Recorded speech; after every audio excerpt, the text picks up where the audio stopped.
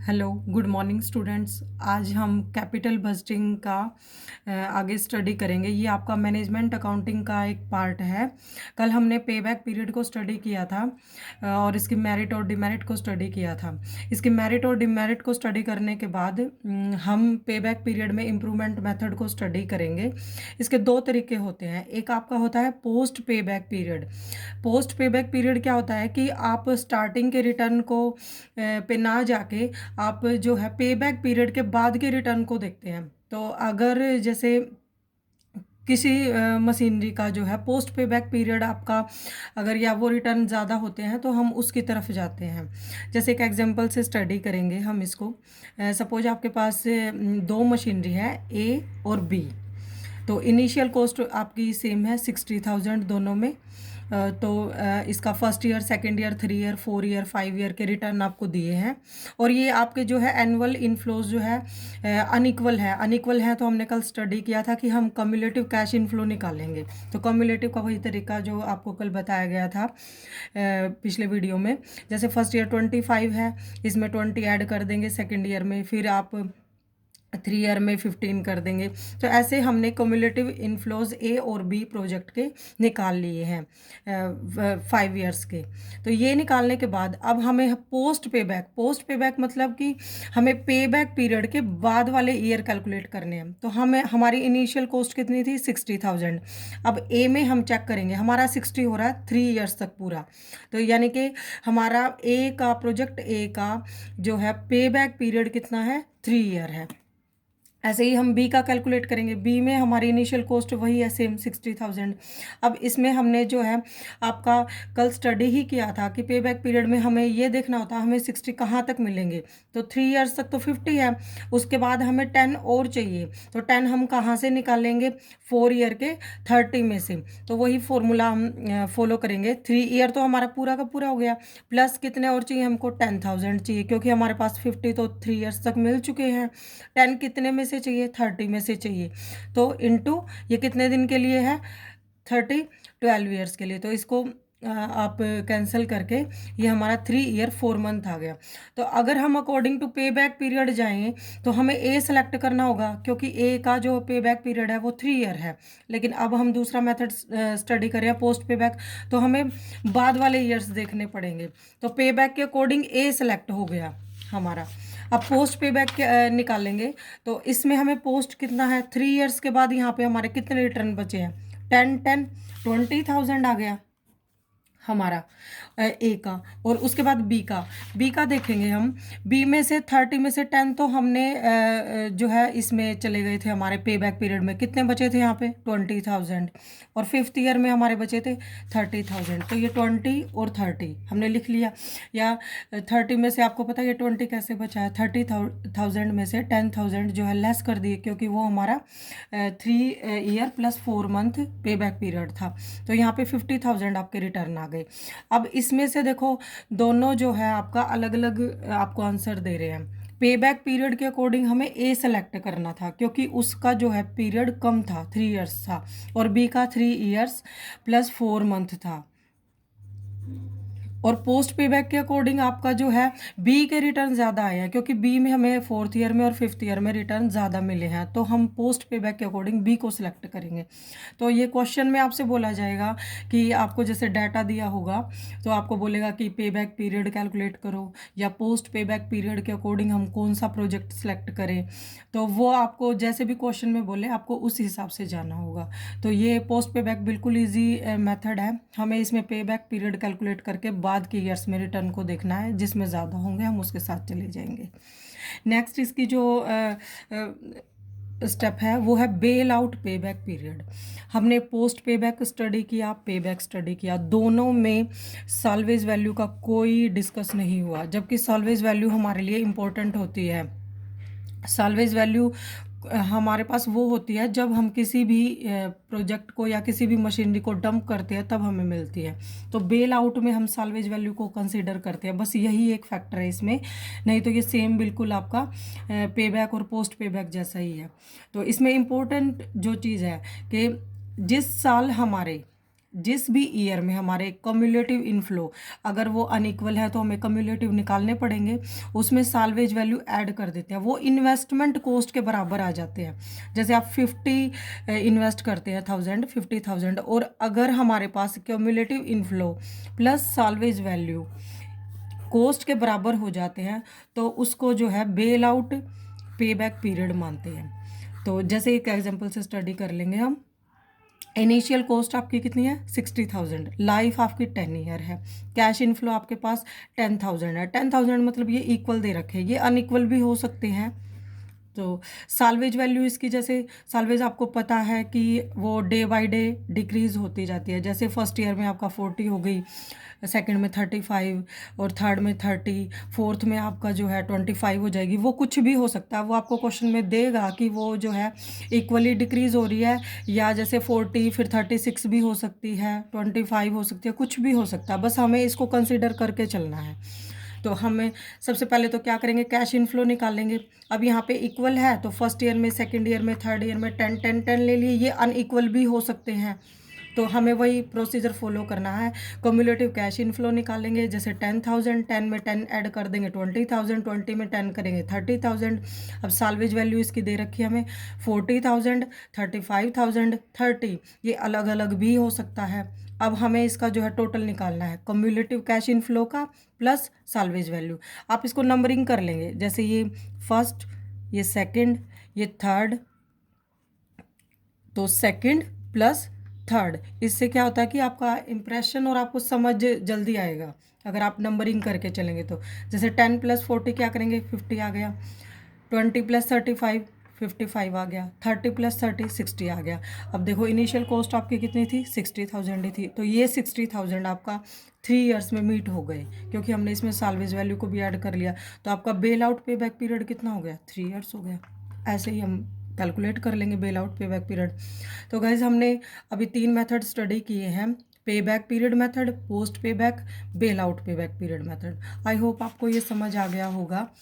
तो इसी में एक जैसे छोटा सा पॉइंट है, वो आता है कि पे बैक रेसिप्रोकल, ये कुछ भी नहीं है, बस आपको पे बैक पीरियड का रेसिप्रोकल निकालना है। जैसे आपका पे बैक पीरियड 3 ईयर्स है, वो क्वेश्चन में आपसे बोलेगा कि आप इसमें जो है पे बैक रेसिप्रोकल मेथड से इसका जो पे बैक रेसिप्रोकल निकाल लो, साथ में दे देगा आपको, पे बैक के पीरियड के साथ में ही दे देगा। तो इसको आपको कुछ नहीं करना, जो आपका पे बैक पीरियड आया उसको 1 से डिवाइड कर देना, 1/3, 4 है तो 1/4 आ गया, सॉरी।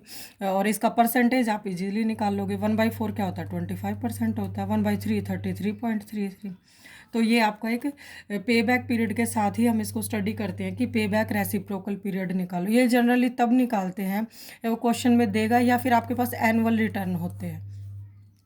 उसके बाद ये जो हमने अभी 4 जो है 4 हमने टेक्निक या 4 मेथड स्टडी किया गाइज, ये होते हैं कि जिसमें हम टाइम फैक्टर जो होता है ना, समय जो होता है उसको कंसिडर नहीं करके चलते, जबकि यही इसकी सबसे बड़ी ड्रॉबैक है। हमें टाइम की वैल्यू हर बार कंसिडर करनी चाहिए, क्योंकि हमारा टाइम एक बहुत वैल्यूएबल थिंग होती है। तो ये टाइम अनएडजस्टेड टाइम पीरियड होता है, इनके लिए हम टाइम को कंसिडर नहीं करते। अब आगे जो हम चीज़ें स्टडी करेंगे उसमें हम टाइम का जो है इनफ्लो एनपीवी वगैरह निकालेंगे, क्योंकि वो टाइम के हिसाब से एडजस्ट होती हैं। तो ये वो 4 मेथड थे जिसमें हम टाइम को कंसिडर नहीं करके चलते। इसी तरह से आपका एक एवरेज रेट ऑफ रिटर्न आता है, आरओआई या अकाउंटिंग रेट ऑफ रिटर्न बोल लेते हैं। तो इसका हमने जो है ये मेथड हम पहले भी स्टडी कर चुके हैं, जो कि आरओआई आपको इनिशियल इन्वेस्टमेंट पे निकालनी है। Income after depreciation and tax upon initial cost into 100। यहाँ पे आपको ये फॉर्मूले याद, जैसे बार बार स्टडी करेंगे ना, तब आपको जब क्वेश्चन करेंगे तब आपको लर्न होंगे, एक बार से कुछ भी नहीं होगा, हमें बार बार प्रैक्टिकल क्वेश्चन करने पड़ेंगे। अब आपको याद है कि पे बैक पीरियड में जो है आपका C/R था, आर वहाँ पे क्या था, बिफोर डेप्रिशिएशन था, आफ्टर टैक्स था, और ये यहाँ पे इनिशियल कॉस्ट थी। अब एवरेज रेट ऑफ रिटर्न में आपका क्या है, income after depreciation and tax upon initial cost. तो ये आर और यहाँ पे जो है इनकम या इनफ्लो आपके, तो ये क्या था, बिफोर डेप्रिशिएशन था, ये आफ्टर डेप्रिशिएशन था। तो ये फॉर्मूले आपको राइट कर करके और क्वेश्चन करने के बाद आपको क्लियर होंगे। अब ये इनिशियल इन्वेस्टमेंट पे आ गई। एवरेज रेट ऑफ रिटर्न के भी दो तरीके होते हैं कि आप तो एक तो आपको इनिशियल इन्वेस्टमेंट पे बोल दे कि ROI निकाल लो, या फिर दूसरा एवरेज इन्वेस्टमेंट। एवरेज इन्वेस्टमेंट क्या होता है कि आपका जो भी इनिशियल कॉस्ट है उसमें हम जो है स्क्रैप वैल्यू कि एंड में वो कितने रुपीज़ में जाएगा, सेल होगा, उसको ऐड करके दोनों को 2 से डिवाइड कर देंगे।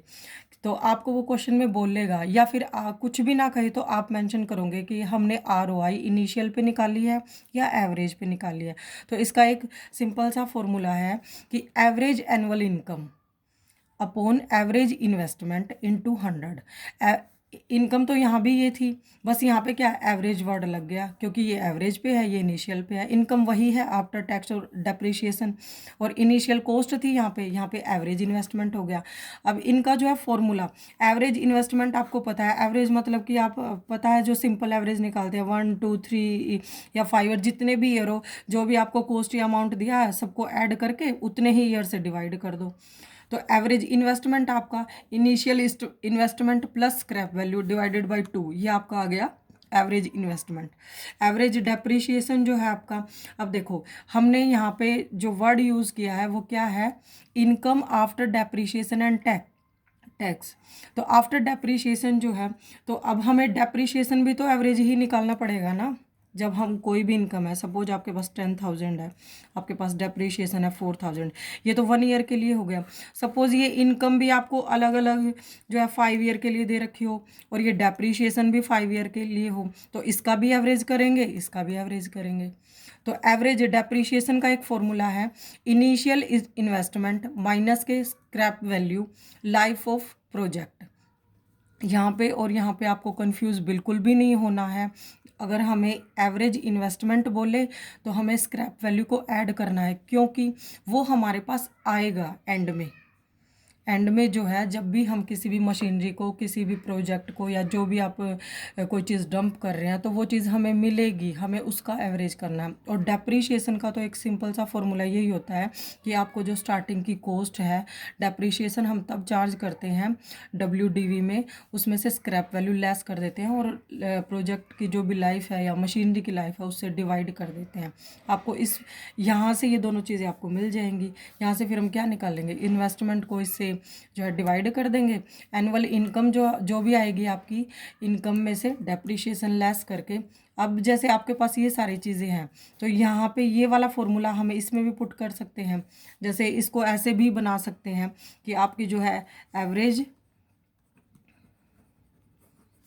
एनुअल इनकम, मान लिया कि ये जो है आपका बिफोर डेप्रिशिएशन है, तो माइनस हम इसमें ये फॉर्मूला भी यहाँ पे इनिशियल इन्वेस्टमेंट या कॉस्ट बोल लो आप, माइनस स्क्रैप वैल्यू और लाइफ ऑफ प्रोजेक्ट।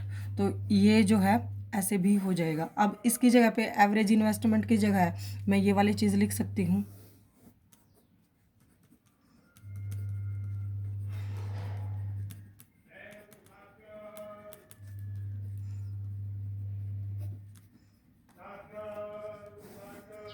तो ये बस कुछ नहीं है, ये इसका हमने जो है टर्म चेंज करके अपने को जो है फॉर्मूले को समझने की कोशिश की है। यहाँ पे आपको बिल्कुल भी कंफ्यूज नहीं होना है कि डेप्रीशिएशन में जो है स्क्रैप वैल्यू माइनस होगी और प्रोजेक्ट की जो लाइफ से डिवाइड होगा, और एवरेज इन्वेस्टमेंट में हमें स्क्रैप वैल्यू प्लस करके 2 से डिवाइड करना है।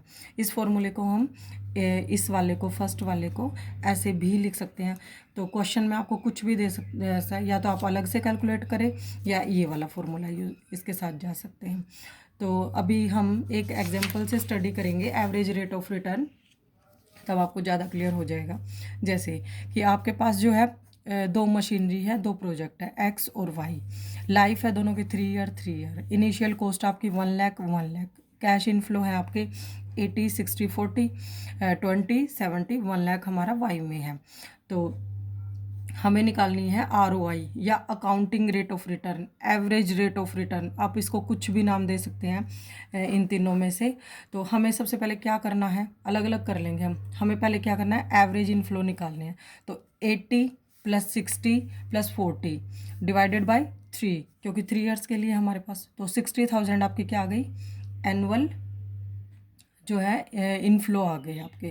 तो अब डेप्रीशिएशन निकालना था, आपको बताया था। अब इसमें कोई भी स्क्रैप वैल्यू नहीं है, आप देख रहे हो इस क्वेश्चन में। तो सिंपल आपका 1 लाख को 3 से डिवाइड कर दोगे, ये आ गया। अभी ये जो है पॉइंट में आता, हमने ऐसे ही छोड़ दिया है इसको ताकि हमारी कैलकुलेशन जो है वो सिंपल रहे थोड़ी सी। आरओआई कैलकुलेट करने का क्या फॉर्मूला था हमारे पास कि एवरेज जो है आपकी इनफ्लो कितने हैं, 60। फॉर्मूला नहीं लिखा मैंने यहाँ पे। एवरेज जो है इनफ्लो माइनस में आपका क्या था, एवरेज डेप्रिशिएशन, ये जो पीछे आपने अभी स्टडी किया था। Average annual income minus average depreciation upon average investment.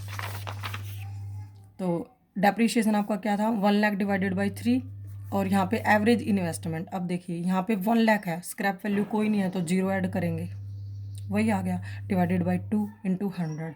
इसको सॉल्व कर लेंगे, ये इसका जैसे एलसीएम लेके, तो ये हमारे पास आ जाएगा 80,000 डिवाइडेड बाई 3 × 50,000 × 100। तो आपका 160/3 53.3% आ गया। वाई की कैलकुलेट करेंगे, आरओआई।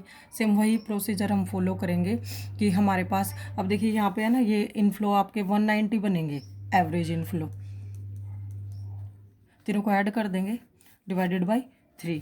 तो हमारे average inflow minus average depreciation same था, 1 लाख डिवाइडेड बाई 3 × 100 अपॉन 50,000। इसको जो है सॉल्व करने के बाद हमारे पास 60% आएगा। तो अगर आपको ये बोले कि ROI, average rate of return, accounting rate of return के साथ जो है आप प्रोजेक्ट को सिलेक्ट करो, तो आप ये वाला मेथड फॉलो करेंगे। इसमें कुछ भी नहीं है गाइस, बस आपको एक फॉर्मूला याद रखना है कि आपका average income divided by average investment into 100। अब इनकम जो है आपकी वो क्या होगी, आफ्टर डेप्रिशिएशन एंड टैक्स। पे बैक पीरियड में क्या था, before depreciation after interest and tax. ये फॉर्मूला आपको ध्यान रखना है। और स्क्रैप वैल्यू भी कंसीडर कर लेंगे अगर हो तो क्वेश्चन में। यहाँ पे कुछ नहीं था तो कुछ भी नहीं था इसमें, हमें जब डेप्रिशिएशन निकालना था तो स्क्रैप वैल्यू को क्या कर देते, माइनस कर देते, और इन्वेस्टमेंट में प्लस कर देते। तो जब आप क्वेश्चन करेंगे आपको ये क्लियर हो जाएगा। इसके बाद जो है हम नेक्स्ट वीडियो में, ये थी हमारा हम टाइम को कंसिडर नहीं करते हैं। उसके बाद हमारे 3 मेथड और बचेंगे इस चैप्टर में, जिसमें हम जो टाइम बेस्ड मेथड होते हैं, और वो आपके काफ़ी इंपॉर्टेंट है, क्वेश्चन आ जाता है उनमें से। जैसे एनपीवी हो गया, आईआरआर हो गया, इंटरनल रेट ऑफ रिटर्न बोल लेते हैं उसको, कट ऑफ रेट, या project return rate, yield method. तो हम कुछ क्वेश्चन उस पर स्टडी करेंगे। ये आपके लिए काफ़ी हेल्पफुल वीडियो होने वाली है गाइज आगे। तो कैपिटल बजटिंग का अगर ये पार्ट आपको पसंद आया हो तो प्लीज़ मेरे चैनल को लाइक करें, शेयर करें, सब्सक्राइब करें। Thank you so much guys.